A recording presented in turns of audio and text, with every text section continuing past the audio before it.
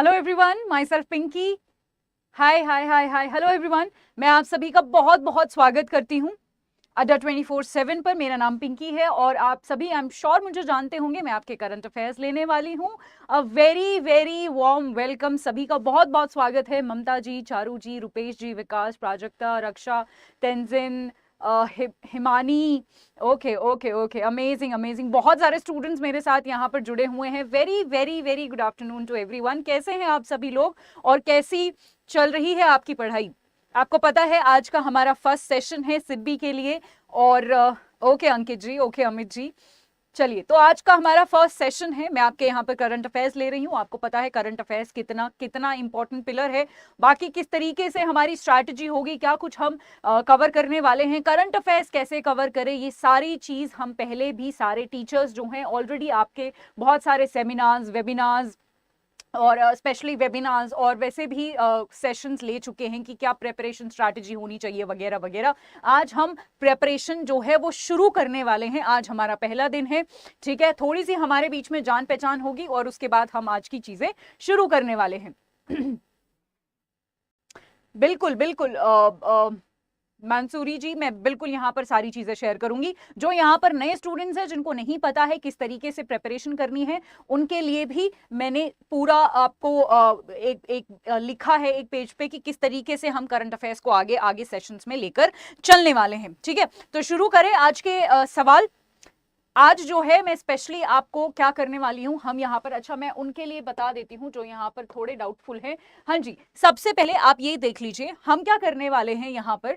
हम जो है सबसे पहले आपके पीछे जो सवाल पूछे गए हैं पेपर्स में, प्रीवियस ईयर क्वेश्चन जिनको बोलते हैं, वो हम सॉल्व करेंगे ताकि हमें ये आइडिया हो जाए कि जी किस तरीके से सवाल पूछे गए हैं और उसी के बेसिस पर हम आगे अपनी अप्रोच रखेंगे। सो जितने भी प्रीवियस ईयर क्वेश्चन पेपर्स हमारे पास हैं हम वो सारे सॉल्व करेंगे, उनके सोल्यूशन हम समझने की कोशिश करेंगे, उनमें जो ऑप्शंस आए हैं उनको भी हम एनालाइज करने की कोशिश करेंगे। So basically previous year question papers हम हर एक लेक्चर में मैं आपके लिए लेकर आऊंगी और ये भी बताऊंगी साथ साथ कि उन प्रीवियस ईयर क्वेश्चंस का अभी भी करंट में भी क्या रेलेवेंस है, करंट में भी आप उसको जोड़ के कैसे देख सकते हो, ठीक है जी। उसके बाद जितने भी करंट अफेयर्स होंगे हमारे पास, जितने भी रोज के डेली के करंट अफेयर्स हैं, उनमें से मैं आपके लिए क्वेश्चंस बनाकर लेके आऊंगी और यहाँ पर प्रैक्टिस करवाऊंगी, राइट। अलग अलग तरीकों से आपको प्रैक्टिस करवाया जाएगा। मेरा जो अप्रोच रहता है वो आज के सेशन में आपको पता चल जाएगा, वरना अगर आपको नहीं पता है तो मैं आपको बता दूं मैं क्या करती हूं कि मैं हमेशा दो चीजें लेके चलती हूं। एक तो मैं कोई भी टॉपिक होता है उसके सबसे पहले आपको फैक्ट्स, क्योंकि जरूरी होते हैं, हमारे पेपर में पूछे जाते हैं, तो फैक्ट्स क्लियर करवाती हूं। उसके बाद फैक्ट्स के बाद उसकी उससे जो भी रिलेटेड कॉन्सेप्ट्स हैं या फिर उसकी जो भी स्टोरी है वो जरूर मैं आपको बताती हूं, क्योंकि देखिए करंट अफेयर्स में सबसे बड़ा जो इश्यू होता है वो स्टूडेंट्स को ये आता है कि मैम बहुत ज्यादा है पढ़ने का, याद कैसे रखें इतना सारा। तो वो याद इसलिए रहेगा आपको, आई मीन जो याद करने का तरीका है, अगर आप उसके पीछे की किसी भी टॉपिक के पीछे की कहानी समझोगे, कॉन्सेप्ट समझोगे, तो आपको वो याद रखने में भी बहुत ज्यादा हेल्प करने वाला है। तो सारे कॉन्सेप्ट्स हम बहुत अच्छे से समझेंगे। उसके बाद आपको डेली पीडीएफ मिलेगी जो मैं आपको रोज यहाँ पर पढ़ा रही हूँ। ये पीपीटी मैं आपको ग्रुप में शेयर कर दूंगी, जहां पर बेसिकली आप जहां से एक्सेस कर रहे हैं ना ये कोर्स, वहां पर आपको पीडीएफ भी मिल जाएगा, राइट। उसके बाद फिर भी बहुत सारे देखिए ऐसे स्टूडेंट्स होते हैं जो वर्किंग होते हैं, जो काम करते हैं, जो 7-8-9 घंटे काम कर रहे हैं, उनके पास बहुत कम समय होता है प्रेपरेशन के लिए। स्पेशली उन स्टूडेंट्स के लिए, इनफैक्ट सभी के लिए यहाँ पर मैं मंथली पीडीएफ कंपाइल करने वाली हूँ, ठीक है। एक महीने का करंट अफेयर जो है, एक महीने के जो करंट अफेयर्स है मैं यहाँ पर कंपाइल करके आपको प्रोवाइड करवा दूंगी ताकि आपका रिविजन बहुत आसान हो जाए, ठीक है। जब हमारा पूरे 6 महीने के करंट अफेयर्स में यहाँ पर लेके चलूंगी, मिनिमम तो हमें ये करने ही करने हैं, हमें सेफ साइड पर रहना है, तो हम अच्छे से करंट अफेयर करेंगे कम से कम 6 महीने के। तो और जब हमारा एक बारी पूरा सिलेबस कंप्लीट हो जाएगा तब हम फुल लेंथ टेस्ट जो है वो यहाँ पर कंडक्ट करेंगे। फुल लेंथ टेस्ट मैं आपके लिए रन करूंगी टाइमली मैनर में, मैं आपका टाइमर सेट करूंगी, आपके टेस्ट कंडक्ट करूंगी। तो ये पूरा हमारा एक स्ट्रैटेजी रहेगा जो हम आगे लेकर चलने वाले हैं, ठीक है जी। यहाँ पर कृष्णा, प्रदीप, उज्ज्वला, पायल जी, अक्षय जी, रघु जी, दिशा जी, प्रद्युमन जी, रणबीर जी, बहुत बहुत स्वागत है आप सभी का। तो आज के सेशन के साथ शुरू करें। कुछ सवाल मैं यहाँ पर लेकर आई हूँ ताकि थोड़ा सा मेरे तरीके के साथ आपको जान पहचान हो जाए कि मैं किस तरीके से पढ़ाने वाली हूँ। बहुत ओके, हाय मनप्रीत जी। ओके ओके लक्ष्मी जी, कोई बात नहीं, आपके सारे डाउट्स क्लियर हो जाएंगे। आप थोड़ा सा पेशेंस रखिए, बस जो मैं बोल रही हूँ आज के सेशन में वो आराम से सुन लीजिए। अच्छा, एक और चीज कि मैम नोट्स बनाने हैं या नहीं, बिल्कुल कोर्स पूरा हो जाएगा पायल जी, बिल्कुल कोर्स पूरा हो जाएगा सिडबी एग्जाम से पहले डेफिनेटली। मुझे पता है हमारे पास 1 महीना है, I am very well aware, हमें पता है कि हमारे पास कितना टाइम बचा है, तो सब कुछ आपका पूरा होगा, आप चिंता मत करिए, ठीक है। बिल्कुल बिल्कुल बिल्कुल, टेस्ट है, ये क्या लिखा हुआ है, फुल लेंथ टेस्ट, और रोज भी मैं आपको क्वेश्चंस ही प्रैक्टिस करवाऊंगी और फुल लेंथ टेस्ट भी होंगे, है ना जी। चलिए चलिए चलिए, तो शुरू करते हैं। हाँ जी, चलिए आपको मेरे पैटर्न के साथ मैं थोड़ा सा फेमिलियर करवा देती हूँ किस तरीके से मैं पढ़ाने वाली हूँ। और ये है आपका पहला सवाल।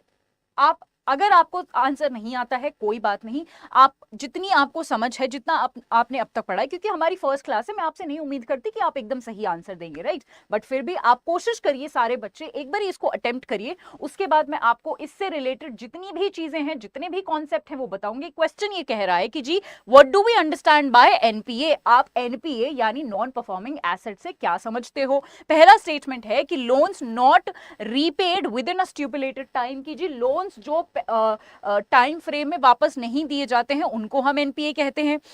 ओके, इंदु जी आपका जो भी डाउट है आप प्लीज लिख दीजिए, मैं यहाँ पर हूँ आपका डाउट लेने के लिए। अमित जी आपने सही आंसर दिया है, मनप्रीत जी ने भी आंसर दिया है, अभिषेक जी, समर्थ जी, मंसूरी जी वेरी गुड, विकास जी, कुमार जी, पूजा जी, रघु जी वेरी गुड एवरीवन, अखिल जी, अरे आप लोगों को तो ऑलरेडी काफी कुछ आता है, बहुत अच्छा लग रहा है मुझे जान के।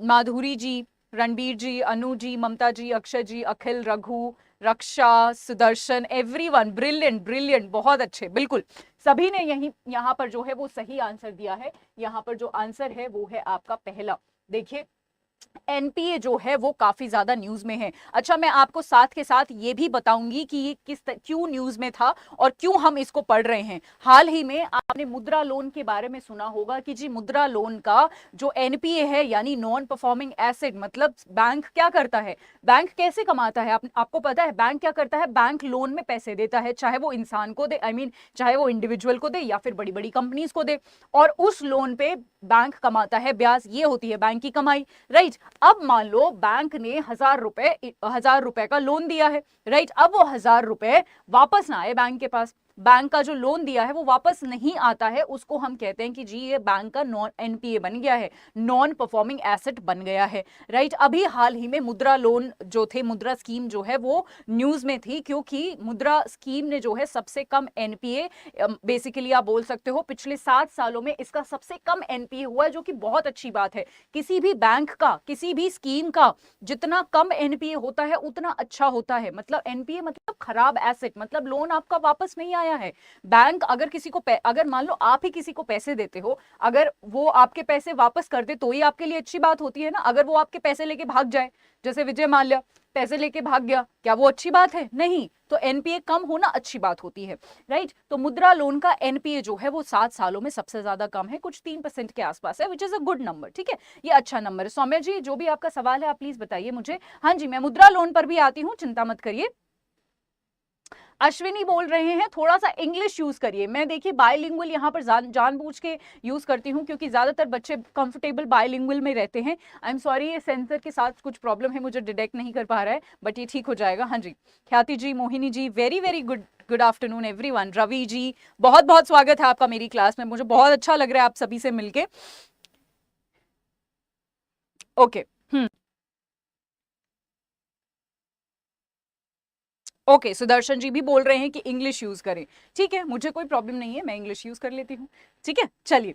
हाँ जी, अच्छा अब मैं बात करती हूँ। अच्छा, आंसर हम देख चुके हैं, non performing asset. Non performing asset का मतलब आपको समझ आ गया। जनरली हम एनपीएस किसको बोलते हैं, डेट यानी कर्जा is classified as non performing या फिर non performing when the loan payment have not been made for a minimum period of 90 days। देखिए सरकार ने अलग अलग स्लैब्स, अलग अलग क्राइटेरियाज डिसाइड करे हैं कि जी अगर इतने दिन में नहीं आया तो हम उसको एनपीए बोलेंगे, इतने दिन में नहीं आया तो हम उसको और बोलेंगे, है ना, और अगर बिल्कुल भी नहीं आया तो हम उसको राइट ऑफ कर देंगे, मतलब हम उसको अपनी बैलेंस शीट से ही हटा देंगे, वो एक अलग चीज है। वो हम जब डिटेल में एनपीए के बारे में पढ़ेंगे मैं आपको एक एक चीज बताऊंगी कि किसकी क्या डेफिनेशन है, बट ये 90 डेज आप याद रखें। एनपीए का मतलब समझ आ गया। यहाँ पर बहुत सारे स्टूडेंट्स ने मुद्रा पूछा है, उनके उनके लिए भी मैं एक क्वेश्चन लेकर आई हूं या फिर एक कॉन्सेप्ट लेकर आई हूं। तो क्वेश्चन के माध्यम से ही, क्वेश्चन के थ्रू ही हम मुद्रा लोन को समझेंगे। Now I expect everyone to attempt this question. पहला ऑप्शन है मुद्रा गिव्स डायरेक्ट लोन्स। मुद्रा जो है वो डायरेक्ट लोन देती है। स्कीम जो है ये 2015 में लॉन्च हुई थी। मैक्सिमम लोन मुद्रा के तहत आपको 5 लाख रुपए तक का मिल सकता है, या फिर 2 and 3 आर करेक्ट, या फिर सारे ही सही हैं। जल्दी से बता दीजिए, उसके बाद पूरी स्कीम के बारे में भी मैं बताऊंगी, आप चिंता मत करिए। Nikita ji, I welcome you to my class. Sumit ji, I very very warm welcome. Devadathan P, very warm welcome. Mamta ji, Nama ji, Abhishek ji, Indu जी, दीपाली, अनु ने सभी ने आंसर दिया है। मंसूरी जी बोल, okay okay okay. Abhishek, Vikas, Narottam, Amit, Akhil, Sudarshan, Pooja, Saumya, Nikita, very good everyone.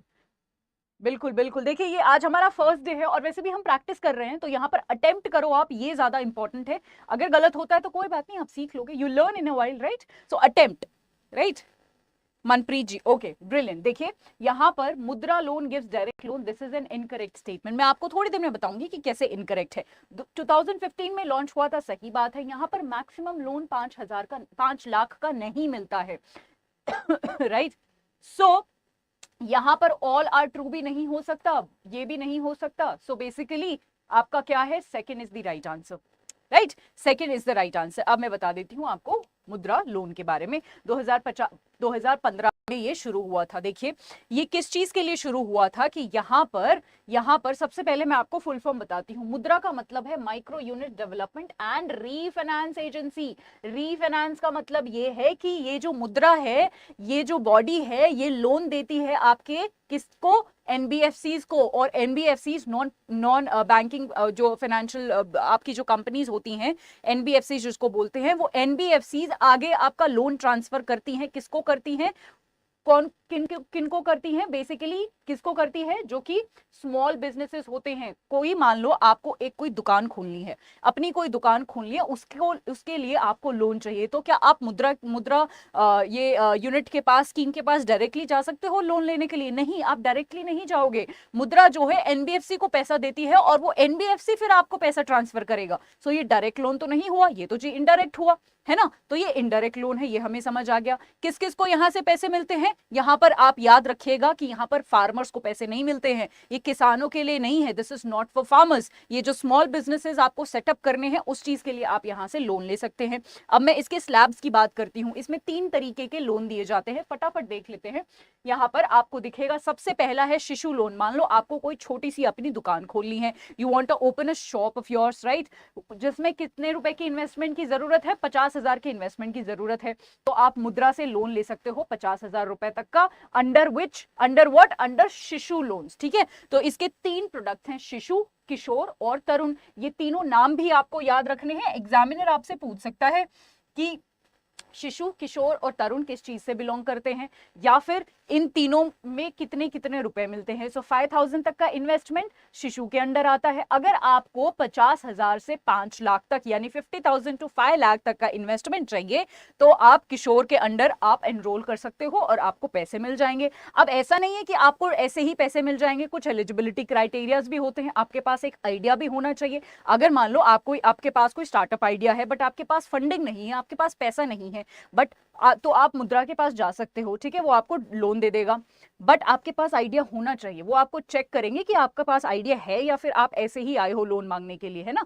वो चेक करते हैं, ठीक है? सो ये बहुत इंपॉर्टेंट है। नेक्स्ट है तरुण। तरुण में क्या होता है, आपसे 5 लाख से 10 लाख, 5 लाख से 10 लाख तक का आपको यहाँ पर लोन मिलता है। अगेन आपका कोई बड़ा स्टार्टअप है, आपको कोई अपनी कोई कंपनी, हाँ जी नरोत्तम जी, ये क्लास के बाद आपको मिल जाएगा। दीपक जी प्लीज लिख दीजिए अपना doubt, I am here to read your doubt. Please लिख दीजिए, क्या आपको दिक्कत, क्या आपका सवाल है?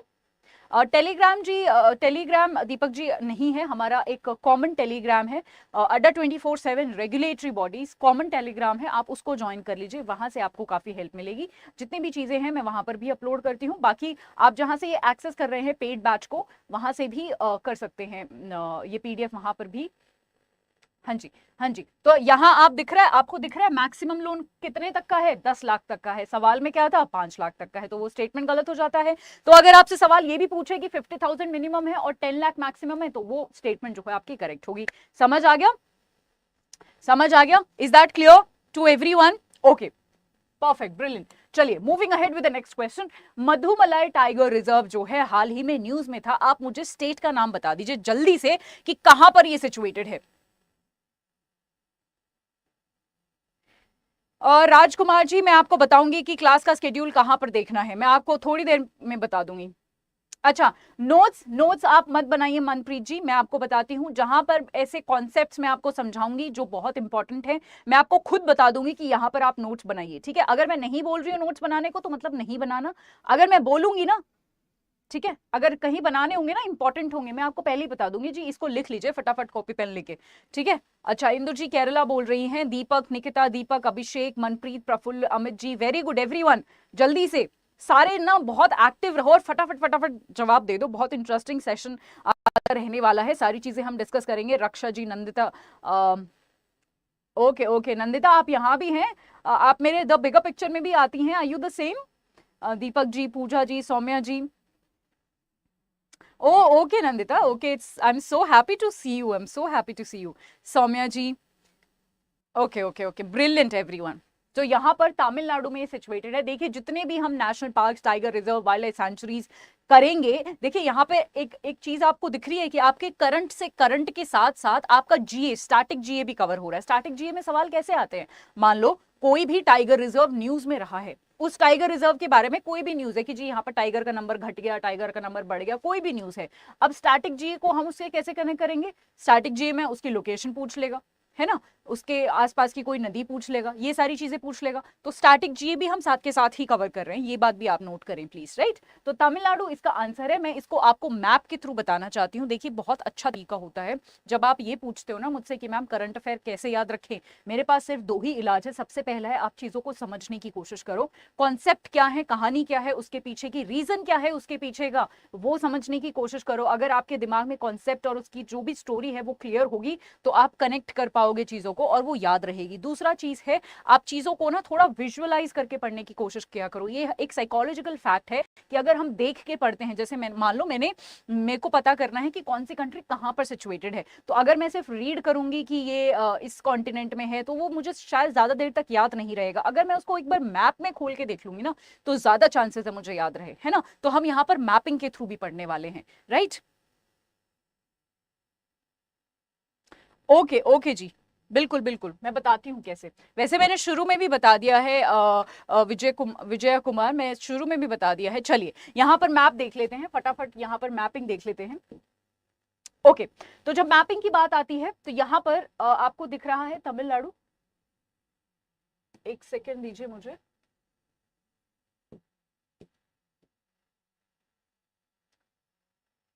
हाँ जी, ये यहाँ पर आपको दिख रहा है तमिलनाडु, तमिलनाडु में आपको दिखेगा ये मधुमलाई, ठीक है जी।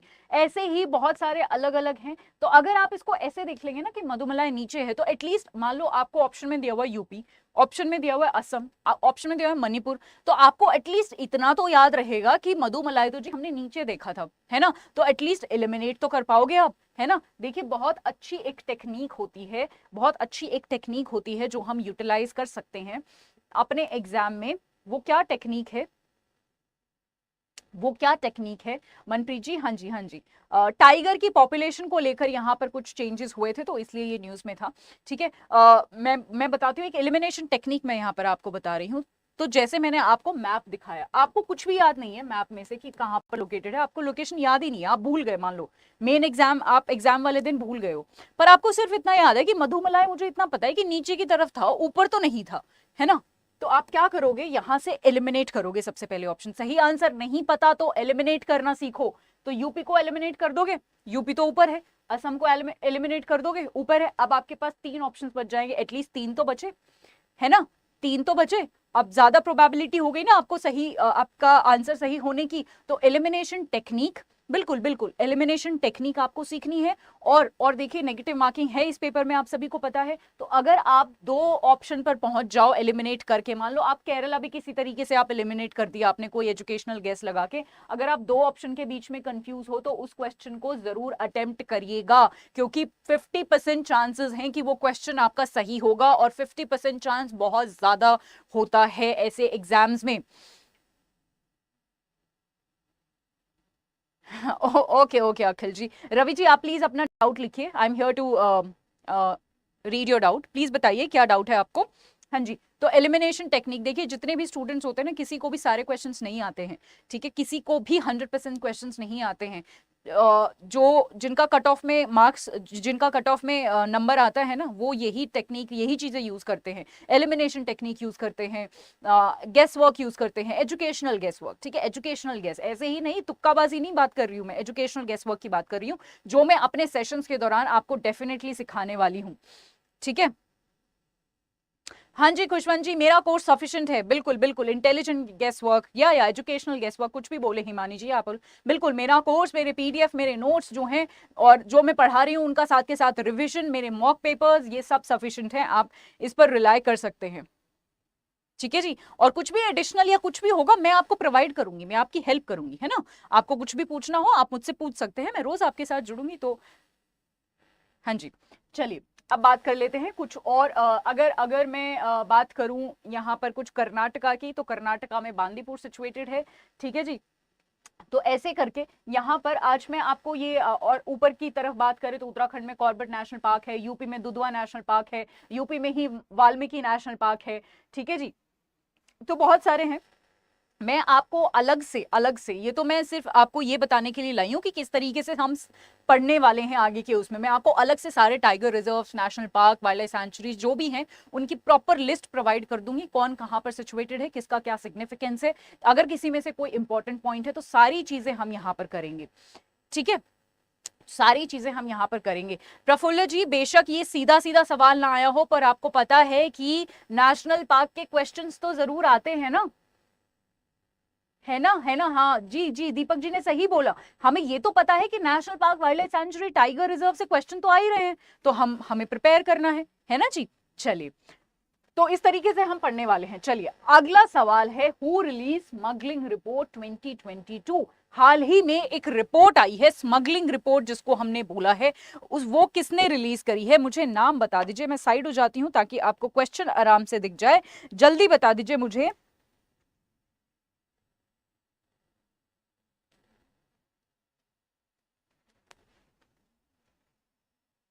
जल्दी जल्दी, ओके। नरोत्तम, सौम्या, अभिषेक, अक्षय, दीपक, उत्कर्ष, हिमानी, दीपक, निकिता, चारू, सुदर्शन, अनु, नमा, अनुज, वेरी गुड एवरीवन, फटाफट अटेम्प्ट करिए सभी स्टूडेंट्स, काफी सारे स्टूडेंट्स हैं यहाँ पर और मुझे अच्छा लग रहा है कि आप सभी अटेम्प्ट कर रहे हैं। अगेन मैं रिपीट करना चाहती हूँ कि अटेम्प्ट करना जरूरी है, गलत हो जाता है तो कोई बात नहीं। अच्छा ये एक और तरीका होता है, देखिए आज ही के सेशन में मैं आपको 3 तरीके बता चुकी हूं जिससे आप करंट अफेयर याद कर सकते हैं, और तीसरा तरीका है गलत अटेम्प्ट करके। अगर आपने गलत अटेम्प्ट, मैं ये नहीं कह रही तो आपको गलत ही अटेम्प्ट करना है, नहीं, आपको सही अटेम्प्ट करना है, बट अगर आपको गलती से आपका गलत कुछ अटेम्प्ट हो जाता है तो वो गलती साइकोलॉजिकली हम ज्यादा याद रखते हैं, है ना। तो आपको याद रहेगा अपने पेपर में कि ये मैम ने प्रैक्टिस करवाया था ऐसा ही कुछ और मैंने गलत अटेम्प्ट किया था, तो अभी मुझे अटेम्प्ट ये गलत नहीं करना है, अभी मुझे सही करना है। इसलिए मैं बार बार बोलती हूँ कि जी अटेम्प्ट जरूर करिए, अटेम्प्ट जरूर करिए। दीपाली जी, इंदु जी, प्रद्युमन जी, अखिल जी, मनप्रीत जी, रघु जी, रवि जी, वेरी गुड, रक्षा जी, DRI बोल रही हैं, वेरी गुड एवरीवन, DRI ही इसका सही आंसर है, डायरेक्टरेट ऑफ रेवेन्यू इंटेलिजेंस। हाल ही में हमें जो है बहुत ज्यादा गोल्ड की स्मगलिंग देखने को मिली है, और मैं ये PIB की रिपोर्ट आपको दिखाना चाहती हूँ। यहाँ पर ये PIB की रिपोर्ट है जिन्होंने ये बताया है, ये उजागर किया है, बहुत सारे न्यूज़पेपर्स ने भी इसको कवर किया था कि बहुत ज्यादा गोल्ड की स्मगलिंग हो रही है, मतलब इलीगल तरीके से बेसिकली हमारे यहाँ पर लाया जा रहा है गोल्ड या ले जाया जा रहा है, तो गोल्ड की स्मगलिंग यहाँ पर हो रही है और ये रिपोर्ट निकाली है। नहीं नहीं नहीं नहीं विकास जी, नहीं, स्मगलिंग रिपोर्ट में सिर्फ सिर्फ गोल्ड नहीं, बहुत सारी चीजें हुई हैं, ठीक है, करेंसीज हुई हैं और सिगरेट्स हुए हैं, ठीक है, स्पेशली बांग्लादेश जैसे रीजन से। तो इस रिपोर्ट में सिर्फ गोल्ड की बात नहीं हुई थी, ठीक है, बहुत सारी चीजों की बात हुई थी, बट गोल्ड एक बहुत इंपॉर्टेंट चीज है हमारे एग्जाम के लिए। गोल्ड वाला जो एक पॉइंट है ना, वो ज्यादा जरूरी है, क्योंकि बैंकिंग से रिलेटेड है, हम अपने फॉरेक्स में गोल्ड मेंटेन करके रखते हैं, है ना, ये सारी चीजें। बिल्कुल बिल्कुल दीपक जी, आज के हिंदू में ही थी ये report. Very good Deepak ji, बहुत अच्छा लगा मुझे जान के कि आप हिंदू पढ़ रहे हैं। Very good, amazing, brilliant Deepak ji. पायल जी बताइए आपका क्या डाउट है। विकास जी इसमें बहुत सारी चीजें इंक्लूडेड थी, ठीक है। चलिए डीआरआई के बारे में अगर मैं आपको थोड़ा सा बता दूं तो 1957 क्या बोलते हैं, 57 है ना, 1957 में इस बॉडी को बनाया गया था, राइट। और गवर्नमेंट ऑफ इंडिया ही इसको कंट्रोल करती है बेसिकली। दिल्ली में इसका हेडक्वार्टर है, न्यू दिल्ली में इसका हेडक्वार्टर है। अगर इसकी पेरेंट एजेंसी की बात करूं तो सीबीआईसी है, यानी central board of indirect taxes and custom इसकी पेरेंट बॉडी है, ठीक है। पायल जी बताइए, फिर हम अगले सवाल पर बढ़ते हैं। अगला सवाल है एक बहुत ही इंपॉर्टेंट स्कीम के बारे में, जो कि एवरग्रीन स्कीम है। कुछ ऐसी स्कीम्स होती हैं जो कभी भी, जिनका इंपॉर्टेंस खत्म नहीं होता, हमारे एग्जाम के लिए भी और हमारे देश के लिए भी। तो एमजी नरेगा उन्हीं में से एक है। आप बता दीजिए इनमें से एमजी नरेगा के लिए कौन सी स्टेटमेंट सही है। एमजी नरेगा की फुल फॉर्म क्या Mahatma Gandhi national rural employment guarantee act है। इसमें क्या मैक्सिमम 100 दिन का काम मिलता है। बोथ 1 and 2 आर करेक्ट, या फिर ये जो एक्ट है ये 2005 में पास हुआ था, या फिर 1 and 4 करेक्ट है। जल्दी बताइए अभिषेक जी, सौम्या जी, Deepak ji, Kamli ji, very good, Raksha ji, Indu, Shubham, Deepali, Nama Lakshmi, very good everyone, Samarth, Anu, Niharika, Mansi, Akshay, brilliant brilliant brilliant, Anuj ji, Manpreet, Mansoori, okay okay, Mamta ji, brilliant brilliant, बहुत बहुत सही, अखिल जी। चलिए मैं अब यहाँ पर आप सभी ने जवाब दिया है। मैं एक बार यहाँ पर बहुत सारे मुझे अलग अलग जवाब मिले हैं। रवि जी ने 3, सॉरी इट इज 3 ऐसे करके बोला है, पहले कुछ और आंसर दिया था। मोहिनी जी मैं बता देती हूँ यहाँ पर, देखिए, ओके ओके, चलिए देख लेते हैं हम यहाँ पर क्या है। देखिए यहाँ पर क्या है, यहाँ पर सबसे पहले अगर मैं बात करूं, पहली स्टेटमेंट यहाँ पर सही है, बहुत इजी है ये तो, ठीक है। मनरेगा की अगर स्पेलिंग एमजी नरेगा की, जिसको हम मनरेगा बोल देते हैं बट है ही एमजी नरेगा, ठीक है। इसकी फुल फॉर्म हम सबको पता है। अगर मैं बात करूं यहाँ पर सेकंड स्टेटमेंट की, तो देखिए सेकंड स्टेटमेंट यहाँ पर हो जाता है गलत, क्योंकि यहाँ पर एक शब्द गलत दिया हुआ है। There is one word which is incorrectly mentioned here।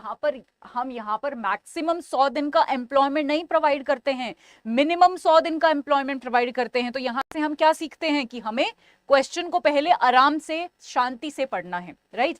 आप में से बहुत सारे लोगों ने सिर्फ 100 डेज देखा होगा और आपने टिक कर दिया होगा कि हाँ 100 डेज का ही तो एम्प्लॉयमेंट मिलता है, 100 डेज की तो गारंटी देते हैं। नहीं, 100 डेज मिनिमम, उससे ज्यादा भी मिल सकता है, पर मिनिमम तो 100 डेज एम्प्लॉयमेंट मिलना चाहिए एमजी नरेगा के अंडर, ठीक है। तो मैक्सिमम नहीं है, ये मिनिमम है, राइट। तो बहुत ज्यादा एक्साइटमेंट में और बहुत ज्यादा पैनिक में आप क्वेश्चन को रीड मत करिए, थोड़ा सा पेशेंटली क्वेश्चन को सबसे पहले रीड करिए, है ना।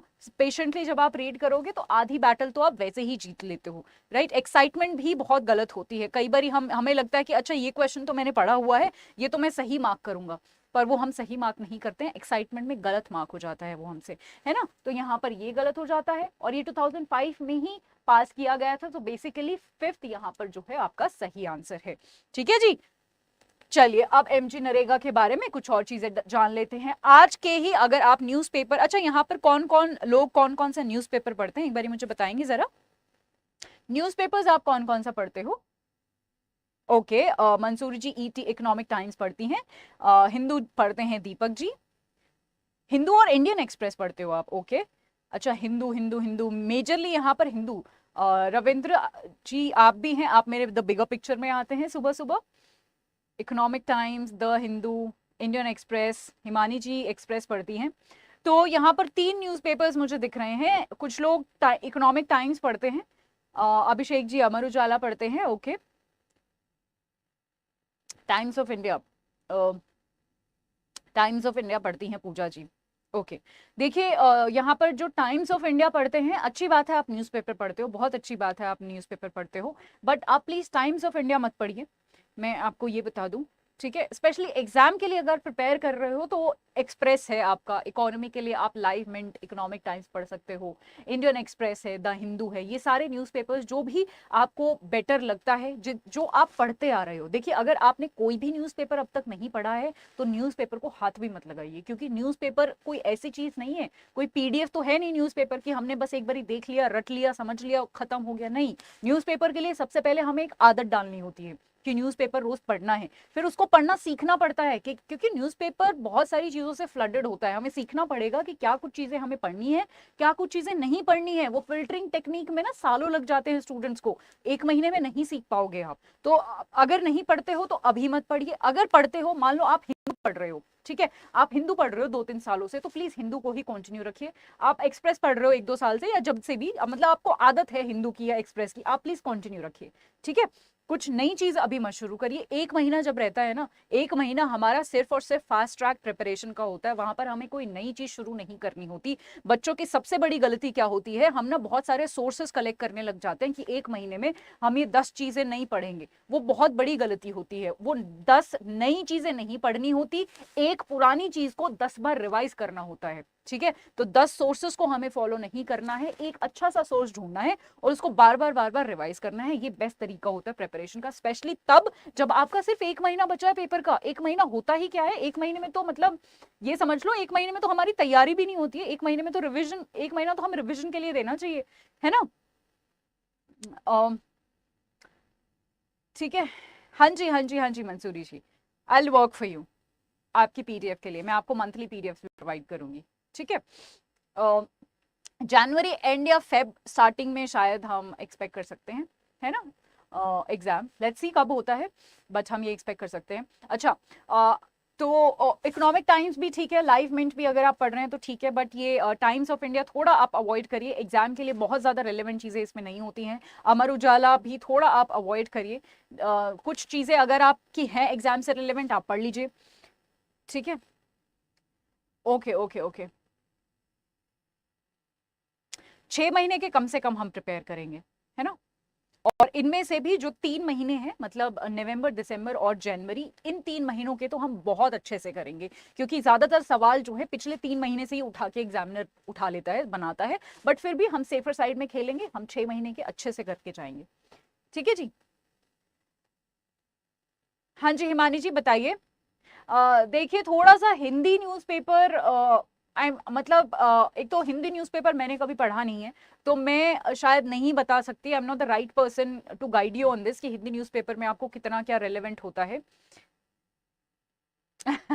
हिमानी जी का बड़ा क्या बोलूं, बड़ा क्यूट सा सवाल आया है, is there a difference between UPSC current affairs and banking current affairs. Himani ji बिल्कुल डिफरेंस है, जमीन आसमान का डिफरेंस है। बैंकिंग में आपको ज्यादा फैक्ट्स पूछे जाते हैं, है ना, यूपीएससी में आपसे ज्यादा कंसेप्ट पूछे जाते हैं, है ना।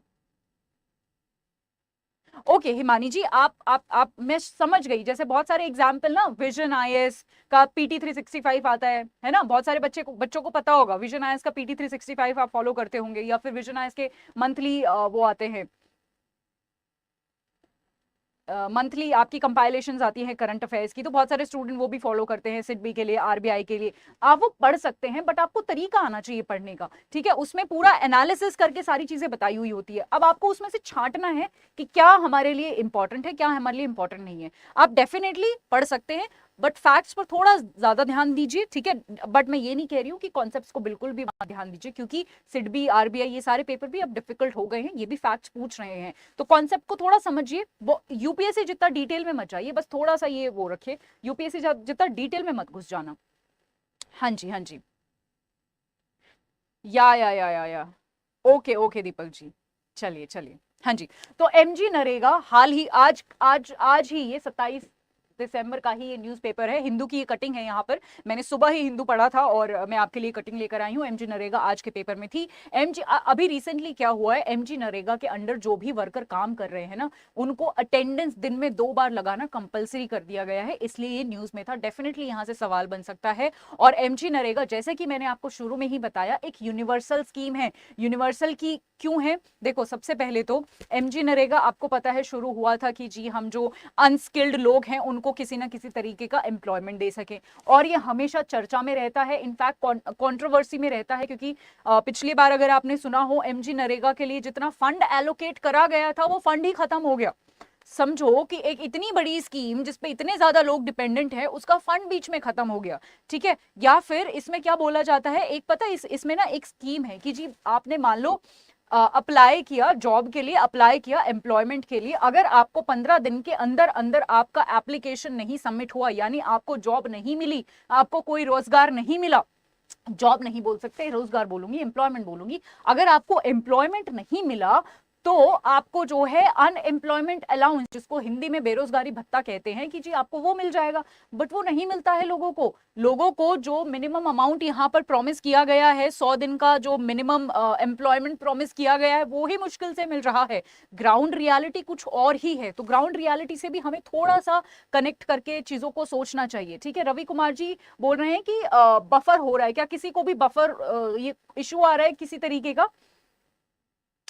ओके रवि जी, आप प्लीज एक बारी अपना जो सिस्टम है उसको एक बारी रिफ्रेश कर लीजिए, क्योंकि किसी को भी बफरिंग का कोई इशू नहीं आ रहा है, ठीक है। हाँ जी, तो अभी रिसेंटली क्या हुआ है कि जी आपको 2 टाइम अटेंडेंस लगानी पड़ेगी। अब यहाँ पर 2 दिक्कतें हैं।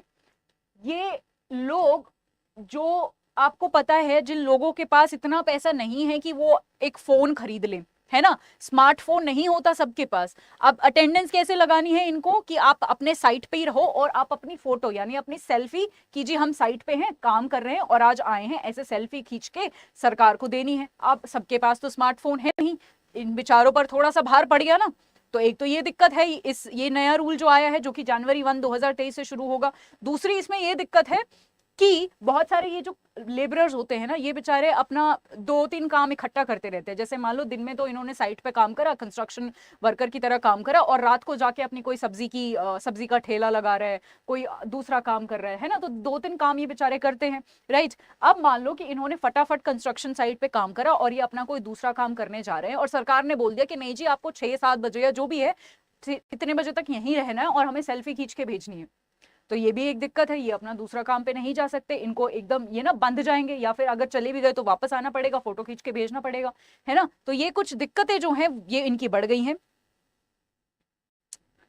ओके, सो ये कुछ प्रॉब्लम्स इनकी यहाँ पर जो हैं वो बढ़ गई हैं, right. So this is something you have to remember कि एमजी नरेगा के रिगार्डिंग अभी ये चीजें हुई हैं। अब देख लेते हैं कुछ स्टैटिक पोर्शन एमजी नरेगा का। तो यहाँ पर आप देख सकते हैं इसका फुल फॉर्म जो हम ऑलरेडी देख चुके हैं। ये जो है लॉन्च 2006 में हुआ था, बट इसके लिए एक एक्ट जो है वो पास किया गया था 2005 में। अगर क्वेश्चन ये आता है कि जी एक्ट कब पास किया गया था, तो आपका 2005 आंसर होगा। अगर क्वेश्चन ये आता है कि ऑफिशियली कब लॉन्च हुआ था, दैट वुड बी 2006, राइट। तो यहां पर ये डिफरेंस भी आपको याद रखना है, ठीक है जी। अच्छा, अब इसको पहले क्या बोलते थे, what was MNREGA earlier called, it was known as National rural employment guarantee Act, right. Okay, अब बात कर लेते हैं कि कौन कौन स्टेक होल्डर्स हैं, मतलब कौन कौन लोग हैं इससे जो बिलोंग करते हैं, ठीक है। तो वेज वर्कर्स, ठीक है, ग्राम सभा आपकी होती है, पंचायती राज इंस्टीट्यूशन है, तो बेसिकली ये सब मिलके यहाँ पर इसको एग्जीक्यूट या फिर इसको एग्जीक्यूट करने की कोशिश करते हैं, जो ये पूरी जो स्कीम है। District programme coordinator, state government होगी आपकी, मिनिस्ट्री ऑफ रूरल डेवलपमेंट हो गया, सिविल सोसाइटीज हो गई, राइट। ये सारी जो हैं, और आपको यहाँ पर ये इसके स्टेक होल्डर्स हैं, और आपको जो है यहाँ पर 100 दिन का 100 डेज का मिनिमम आपको यहाँ पर क्या मिलता है, एम्प्लॉयमेंट मिलता है। इसमें सारी जितनी भी आपकी बीपीएल फैमिलीज हो गई, ठीक है, बैकवर्ड क्लास आपका हो गया। अगर ये भी क्वेश्चन आता है कि ये सिर्फ बीपीएल क्लास के लिए है, नहीं, this is not only for BPL classes, this is for other classes as well. ये अलग क्लासेस के लिए भी है, अदर बैकवर्ड क्लासेस हो गए, इन सब के लिए भी ये MG नरेगा अवेलेबल है, राइट। और इसमें कुछ विमेन के लिए भी अलग से कोटा है कि जितना भी आप काम देते हो उसमें से 1/3 बेनिफिशियरीज जो होंगी वो सिर्फ विमेन होंगी। तो ये सारे पॉइंट्स, विमेन से रिलेटेड जो पॉइंट होता है इंपॉर्टेंट होता है हमारे एग्जाम के लिए, ठीक है। रक्षा जी, Telegram group Adda 24/7 regulatory bodies करके टेलीग्राम ग्रुप है। There are around 4500 students enrolled in it. आप वहां पर जाके ज्वाइन कर सकते हैं, ठीक है। रेगुलेटरी बॉडीज का चैनल है, राइट। ओके, चलिए अगला क्वेश्चन, और सभी यहां पर इसको अटेम्प्ट करेंगे। सिडबी के लिए एक सिडबी के रिगार्डिंग एक क्वेश्चन है, बताइए it is under the jurisdiction of finance ministry. क्या ये फाइनेंस मिनिस्ट्री का पार्ट है? क्या इसका हेडक्वार्टर लखनऊ में सिचुएटेड है? क्या ये 2 अप्रैल को इस्टेब्लिश किया गया था? And is it regulated and supervised by RBI? Everyone should attempt this. आपसे relevant बिल्कुल बिल्कुल बिल्कुल इंदु, दीपक जी, मोहित जी, मोहिनी जी, दीपक जी, कमली जी, चारू जी, दीपक, विकास जी, उत्कर्ष जी, Abhishek ji, Sudarshan ji, Ravindra ji, Nama ji, Ashwini ji, Anu ji, Mansi ji, very good everyone, brilliant everyone, Samarth ji, Saumya ji, पूजा ji, Raksha ji, brilliant brilliant everyone, brilliant. Okay okay okay, Nikita ji, Akhil ji, Praful ji, Manpreet ji, पूजा ji, Saumya ji, great everyone, superb, बहुत अच्छे। निहारिका जी, निकिता जी, बिल्कुल यहाँ पर ऑलमोस्ट आप सभी ने सही आंसर दिया है, 5 आंसर दिया है, ऑल आर करेक्ट। यहाँ पर सारे ही स्टेटमेंट सही हैं। मैं फटाफट प्राजक्ता जी वेरी गुड। चलिए मैं कुछ आपको फैक्ट्स बता देती हूँ सिडबी के बारे में, हम थोड़ा सा पढ़ लेंगे। यहाँ पर थोड़ा सा जनरली मैं बहुत ज़्यादा टेक्स्ट नहीं यूज़ करती, बट क्योंकि इंपॉर्टेंट बॉडी है, इसी का तो हम पेपर दे रहे हैं, तो इसके बारे में हमें पता होना चाहिए। आपको पता है कि सिडबी जो है small industries development bank of India, SIDBI, ठीक है, ये एक रेगुलेटरी बॉडीज है जो कि लाइसेंस देती है और रेगुलेट करती है किसको? MSMEs को, micro small and medium enterprise, right. और ये कौन सी मिनिस्ट्री के अंडर आती है? हमारी जो मिनिस्ट्री ऑफ फाइनेंस है। देखिए जब हम, एक होती है हमारी मिनिस्ट्री के अंदर बहुत सारे डिपार्टमेंट्स होते हैं, बहुत सारी बॉडीज होती है, क्योंकि सिर्फ एक मिनिस्ट्री सारे काम तो नहीं कर सकती हमारे देश के, right. So there is one ministry और उसके अंडर बहुत सारे डिपार्टमेंट्स, बहुत सारी ऑर्गेनाइजेशंस होती हैं। सिमिलरली जो मिनिस्ट्री ऑफ फाइनेंस है उसके अंडर बहुत सारे, उसके अंडर ये पूरा बॉडी आता है, राइट। इसका हेडक्वार्टर हम देख चुके हैं लखनऊ में है, राइट। ये इस्टेब्लिश हुआ था 2 अप्रैल 1990 को गवर्नमेंट ऑफ इंडिया के तहत। जब ये इस्टेब्लिश हुआ था it was a subsidiary of IDBI, हालांकि लेटर ऑन ये अलग अलग हो गए, ठीक है। 2000 में मार्च 27 में ये IDBI बैंक से अलग हो गया, राइट। इसका पर्पस क्या है? रीफाइनेंस करना, ठीक है, बैंक्स को रीफाइनेंस करना एंड फाइनेंशियल इंस्टीट्यूशंस को रीफाइनेंस करना। रीफाइनेंस का मतलब मुद्रा के साथ भी हमने यही पढ़ा था कि वो क्या करता है? रीफाइनेंस करता है, कि बैंकों को पैसा देता है, NBFCs को पैसा देता है, ठीक है। मुद्रा के टाइम पे हमने क्या पढ़ा था? बैंकों को पैसा देता है, जो आपके MFIs होते हैं, हाँ, उनको पैसा देता है, तो वो भी रीफाइनेंस करता है। ये भी इस तरीके से इनडायरेक्टली रीफाइनेंस करता है, ठीक है जी। ये MSME को बेसिकली फाइनेंस का या फिर हेल्प करने की यहाँ पर ये काम करता है। It was established in 89। जब इस्टेब्लिश हुआ तो ये 89 में हुआ था, एक एक्ट के थ्रू, एक्ट ऑफ पार्लियामेंट के थ्रू। इसलिए क्या हुई? ये एक स्टैट्यूटरी बॉडी हुई। हमारे यहाँ पर 2 तरीके की बॉडीज होती हैं, कॉन्स्टिट्यूशनल बॉडी और स्टैट्यूटरी बॉडीज। कॉन्स्टिट्यूशनल बॉडीज वो होती हैं जो हमारे कॉन्स्टिट्यूशन में मेंशन है, जैसे election commission of India, right. On the another hand कुछ ऐसी बॉडीज हैं जो कि कहाँ पर हैं, एक्ट ऑफ बेसिकली जो कि पार्लियामेंट के किसी एक्ट के तहत बनाई गई हैं और उनको हम स्टैट्यूटरी बॉडीज बोलते हैं। तो अगर एक्ट के बारे में आए तो 89 में ये एक्ट पास किया गया था, और जनरली ऐसे ही होता है कि 1 साल में एक्ट पास किया जाता है, नेक्स्ट ईयर वो बॉडी बन जाती है, राइट। तो ये बिल्कुल आपको ऐसे ही याद रखना है। और बहुत सारे इंस्टीट्यूशंस हैं, उनमें से ये एक है जिसको RBI रेगुलेट करता है, ठीक है।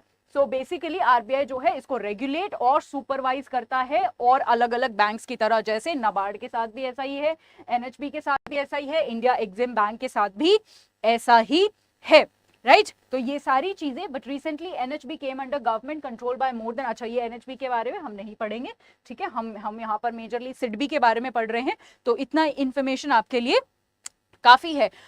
सोशल एनिमल जी मेरे क्लास के टाइमिंग्स है 12 to 1, 12 से 1 बजे मैं आपकी क्लासेस लेती हूँ। यहाँ पर रोज मैं करंट अफेयर्स करवाऊंगी। आज हमारा फर्स्ट सेशन है तो हमारा थोड़ा इंटरेक्शन हो रहा है। कल से मैं बहुत सारे सवाल लेकर आऊंगी क्योंकि बहुत सारा सिलेबस है, आपको पता है 1 ही महीना है, तो फटाफट हम सारे क्वेश्चन प्रैक्टिस करेंगे। ठीक है जी। अब मैं यहाँ पर एक चीज आपको बताना चाहती हूँ। देखिए अड्डा 24/7 का रेगुलेटरी बॉडीज करके जो चैनल है, वहां पर रोज सुबह 7 बजे मैं आपके साथ लाइव आती हूँ। तो जो बच्चे सुबह उठ जाते हैं वो प्लीज मेरे साथ लाइव जुड़े। यहाँ पर भी मैं करंट अफेयर्स करवाती हूँ आपके रेगुलेटरी बॉडीज के लिए। तो ये वाला सेशन भी आपके लिए वाईटी पे है, ये यूट्यूब पर है, फ्री में है, आप इसको डेफिनेटली देखिए। मैं सभी से एक्सपेक्ट करती हूँ कि आप मेरे साथ लाइव जुड़ेंगे। ठीक है। और डेफिनेटली द बिगर पिक्चर इसका नाम है, द बिगर पिक्चर मेरे शो का नाम है, जहां पर मैं करंट अफेयर्स करवाती हूं आपके कॉम्पिटिटिव एग्जाम्स के लिए। यहां पर भी आपको रोज पीडीएफ और वीकली रिवीजन और हर 15वें दिन टेस्ट आपको मैं यहां पर आपके साथ कंडक्ट करती हूं। तो आप सभी मेरे साथ रोज सुबह 7 बजे जुड़िए, आपका करंट अफेयर्स बहुत ज्यादा अच्छा हो जाएगा। आप बिगर पिक्चर देखिए और मेरा ये सिडबी का लेक्चर देखिए, ये दो चीजें देखिए जो मैं मटीरियल प्रोवाइड करवाती हूँ। ये दो चीजें अगर आप देख लेंगे, रोज इनका प्रॉपर रिविजन कर लेंगे, आपका बहुत अच्छे से करंट अफेयर्स हो जाएगा, ये मेरी गारंटी है। तो द बिगर पिक्चर में अगर आप सुबह ना जुड़ पाए, वैसे तो कोशिश करिए, लाइव में जुड़ने का अलग ही बात होती है, लाइव में ना जुड़ पाए तो रिकॉर्डेड सेशन जरूर देखिए। आप अभी द बिगर पिक्चर अड्डा 24/7 रेगुलेटरी बॉडीज अगर आप टाइप करोगे, अभी आप इसको सब्सक्राइब कर लीजिए ताकि जब भी मैं लाइव आऊं आपको नोटिफिकेशन मिल जाए। द बिगर पिक्चर आप ध्यान रखिए।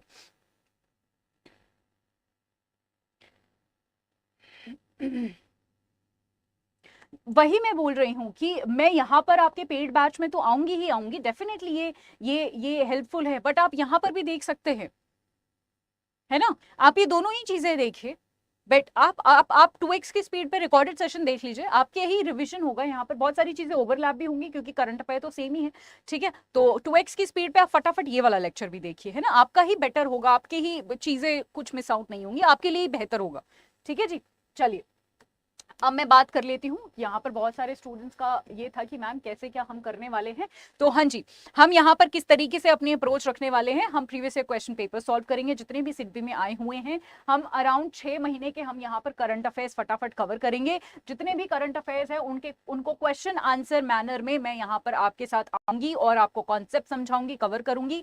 फिर आपको मैं डेली पीडीएफ आपके ग्रुप पे जहां आपने ये ज्वाइन किया है मेरा पेड सेशन, वहीं पर आपको पीडीएफ भी मिल जाएगी। फिर उसके साथ साथ आपको मंथली कंपाइलेशन, मतलब हर एक महीने की कंपाइलेशन में दूंगी, क्योंकि मेरे को पता है बहुत सारे स्टूडेंट का ये होता है कि एक महीने का इकट्ठा मिल जाए तो बहुत अच्छा हो। तो ये भी आपको मिलेगा। और उसके बाद जब हमारा पूरा सिलेबस कंप्लीट हो जाएगा, मैं फुल लेंथ टेस्ट भी आपके कंडक्ट करवाऊंगी।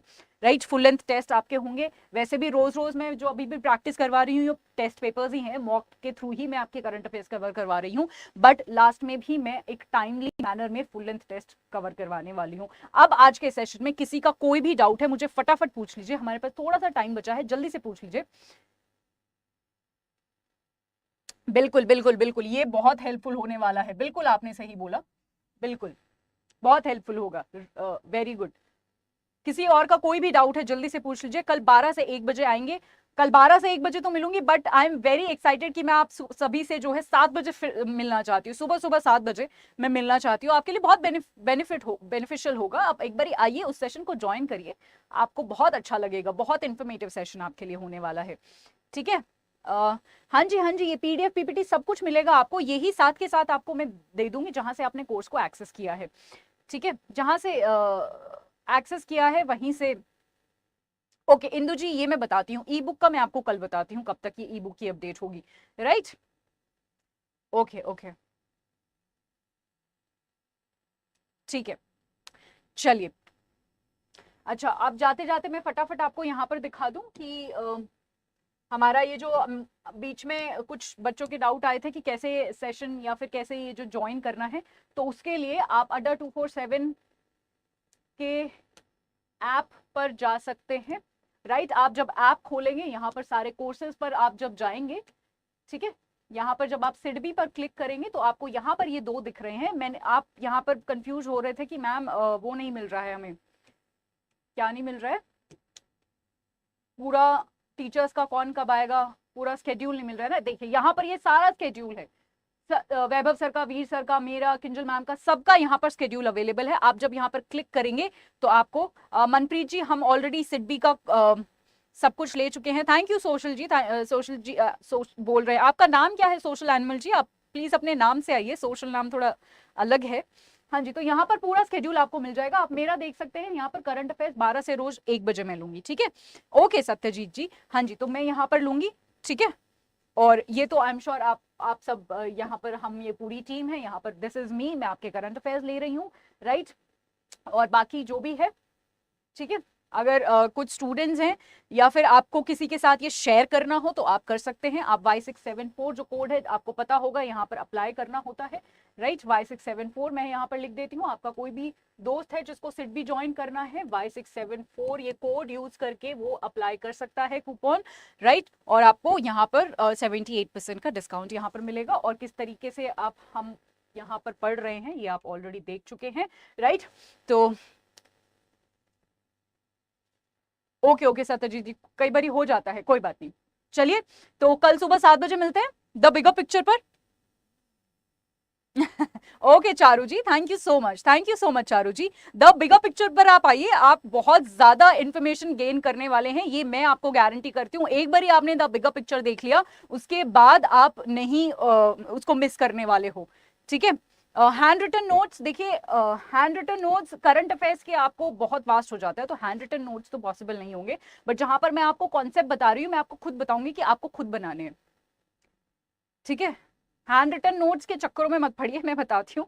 ये सिर्फ क्या होता है कि अगर मैं आपको देखिए कोई कॉन्सेप्ट समझा रही हूँ ना, बहुत सारे इकोनॉमी के ऐसे कॉन्सेप्ट्स होते हैं जो मैं आपको समझाने वाली हूँ, राइट? तो उनको मैं आपको खुद को बोलूंगी, खुद आपको बनाने हैं। मैं आपको बोलूंगी कि जी आप इसको अपनी लैंग्वेज में लिख लीजिए। अपने खुद के हैंड रिटन नोट से बेहतर किसी के भी हैंड रिटन नोट्स नहीं होते हैं, ये मैं आपको बता रही हूँ, ठीक है? अपने खुद के जो हैंड रिटन नोट्स होते हैं वो प्राइसलेस होते हैं। तो जो भी मैं कॉन्सेप्ट आपको समझाऊंगी, आप अपनी समझ से, अपनी अंडरस्टैंडिंग से, अपनी लैंग्वेज में उनको लिखिएगा, ठीक है? चलिए, थैंक यू दीपक जी।